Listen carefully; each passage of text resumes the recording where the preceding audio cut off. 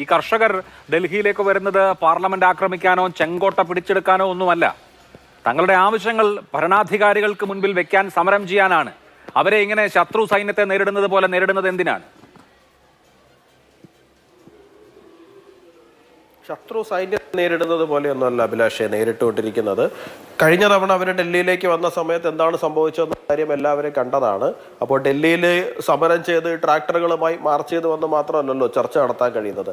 ചർച്ച നടത്താൻ വേണ്ടിയിട്ട് എത്രയോ മാന്യമായ വഴികളുണ്ട്. ആ രീതിയിലൊക്കെയും ചർച്ച നടത്താമല്ലോ.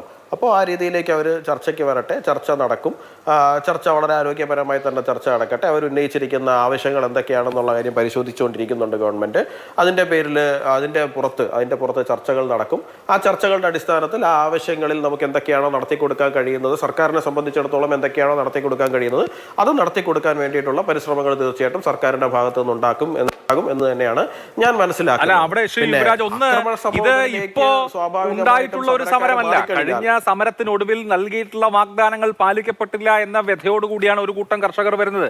അവർ വാഹനങ്ങളിൽ മാത്രമല്ല, നടന്നു പോലും അതിർത്തി കടന്ന് മറ്റ് ബസ് അടക്കമുള്ള വാഹനങ്ങളിൽ ഡൽഹിയിലേക്ക് പോകാനുള്ള സാഹചര്യമില്ല.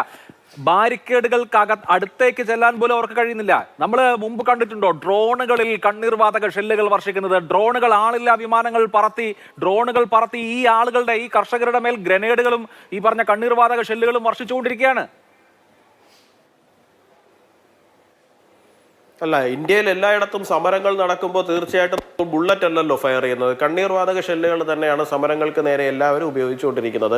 അതെല്ലാ സംസ്ഥാന സർക്കാരുകളായിരുന്നാലും ശരി തന്നെയാണ്, കാലങ്ങളായിട്ട് കേന്ദ്ര സർക്കാരുകളായിരുന്നാലും ശരി തന്നെയാണ്, മാറി മാറി വന്നവർ കണ്ണീർവാതക ഷെല്ലുകൾ തന്നെയാണ്. സമരത്തിൻ്റെതായ രീതിയുണ്ട്. ആ സമരത്തിൻ്റെതായ രീതിയിൽ തീർച്ചയായിട്ടും സർക്കാർക്കെതിരെ ഉപയോഗിക്കുന്ന അത്തരത്തിലുള്ള കാര്യങ്ങൾ തന്നെയാണ്. അല്ലാണ്ട് ഉരുക്കുമുട്ടി ഉപയോഗിച്ച് നമുക്ക് അടിച്ചമർത്തുക എന്ന് പറയുന്നത് പ്രാക്ടിക്കലി പോസിബിൾ ആയിട്ടുള്ള കാര്യമൊന്നുമല്ല. അപ്പോൾ അത് സമരത്തിനെ നേരിടുന്ന ജനാധിപത്യമായ രീതിയിൽ തന്നെയാണ് അതൊക്കെ മുമ്പോട്ട് പോയിക്കൊണ്ടിരിക്കുന്നത്. ഈ ഡ്രോണുകൾ ഉപയോഗിച്ചു എന്ന് പറഞ്ഞു കഴിഞ്ഞാൽ, ഈ ഡ്രോണുകൾക്ക് വരുന്നതിന് മുമ്പ് ഡ്രോണുകൾ ഇല്ലാതിരുന്നത് കൊണ്ട് അത് ചെയ്തിട്ടില്ല. ഇപ്പോൾ ഡ്രോണുകൾ ഉള്ളത് കൊണ്ട് ചെയ്യുന്നു. ഈ കണ്ണീർവാതക ഷെല്ല് വരുന്നതിന് മുമ്പ് കണ്ണീർവാതക ഷെല്ലുകൾ ഉപയോഗിക്കാറുണ്ടായിരുന്നില്ലല്ലോ പോലീസ്. ഇപ്പോൾ അത് ഉപയോഗിക്കുന്നു എന്നുള്ളത് മാത്രമേ ഉള്ളൂ. അഭിലാഷ്, ഇവിടെ അതൊന്നുമല്ല വിഷയം.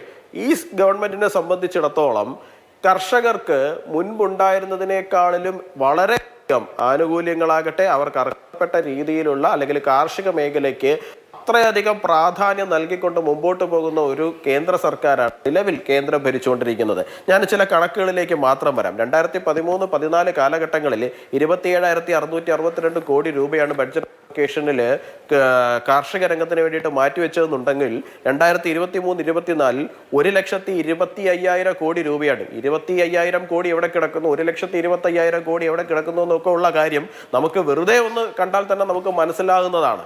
അപ്പോൾ കാർഷിക മേഖലയ്ക്ക് കൊടുക്കുന്ന പരിഗണന അതാണ്. മാത്രമാണോ?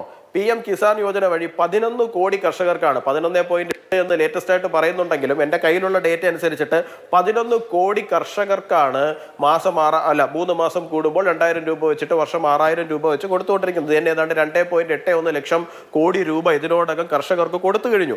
അതുമാത്രമല്ല, ഫസൽ ഭീമാ യോജന വഴി 1,46,664 കോടി രൂപയാണ് കാർഷിക രംഗത്ത് വിളനഷ്ടം എന്നതിന് വേണ്ടി മാത്രം കർഷകർക്ക് കൊടുത്തത്. അതിൽ തന്നെ 49.44 കോടി കർഷക ആപ്ലിക്കേഷൻസ് വരികയും 14.6 കോടി കർഷകർക്കാണ് ഈ പറയുന്ന ആപ്ലിക്കേഷൻസിനാണ് ഈ തുക കൊടുത്തിരിക്കുന്നത്. MSP എന്ന് പറയുന്നത് kharif, rabi, other commercial 1.5 time ആക്കി ഉയർത്തുകയാണ് ശരിക്കും പറഞ്ഞു കഴിഞ്ഞാൽ ഈ കേന്ദ്ര സർക്കാർ ചെയ്തിട്ടുള്ളത്. ഇപ്പൊ ഇവരെന്തിനാണ് സമരം ചെയ്ത് നോക്കി? അവർ കുറെ ഡിമാൻഡുകൾ മുമ്പോട്ട് വെക്കുന്നുണ്ട്. മാസം 10,000 രൂപ പെൻഷൻ പോലെയുള്ള ഡിമാൻഡുകൾ മുമ്പോട്ട് വെക്കുന്നുണ്ട്. നമുക്ക് നോക്കാന്നേ, അവർ നോക്കട്ടെ. സർക്കാരിനെ അതിന്റെ ഫിഗേഴ്സ് ഒക്കെ നമുക്കിപ്പോ ഈ അബ്സല്യൂട്ട് നമ്പേഴ്സിന്റെ മാത്രം അടിസ്ഥാനത്തിൽ വിലയിരുത്താൻ പറ്റില്ല. കാരണം 2014 GDP-യുടെ സൈസ് അല്ല ഇപ്പോഴത്തേത്. അപ്പോൾ പ്രൊപ്പോർഷനേറ്റ് ആയിട്ട് GDP-യുടെ എത്ര % കാർഷിക മേഖലയ്ക്ക് എന്ന് പറഞ്ഞാലേ ആ കണക്കുകൾ ശരിയായിട്ടുള്ളൂ. ഇപ്പൊ ഇതൊക്കെ ഗവൺമെന്റ് സ്പെൻഡ് ചെയ്യേണ്ട ഇടങ്ങളാണ്. സ്പെൻഡ് ചെയ്യുന്നു എന്നുള്ളത് UPA സർക്കാരിന്റെ കാലത്താണ് വലിയ കാർഷിക കടാശ്വാസ പദ്ധതി വന്നത്. അതുപോലെ തന്നെ കഴിഞ്ഞ തെരഞ്ഞെടുപ്പിൽ നിങ്ങളുടെ ട്രംപ് കാർഡായി വന്നതാണ് ഈ കിസാൻ സമ്മാൻ നിധി. മാസം 6,000 രൂപ കർഷകർക്ക് കൊടുത്തു എന്ന് പറയുമ്പോൾ കഴിഞ്ഞ തവണത്തെ ഗെയിം ചേഞ്ചർ ആയിരുന്നു അത്. അതൊക്കെ ഭരണകൂടങ്ങൾ ചെയ്യാറുള്ള കാര്യങ്ങളാണ്. പക്ഷേ ഇവിടെ ഇപ്പോൾ കർഷകർ മുന്നോട്ട് വെച്ചിരിക്കുന്ന അവരെ സംബന്ധിക്കുന്ന മൗലികമായ മർമ്മപ്രധാനമായ ചില വിഷയങ്ങളോട്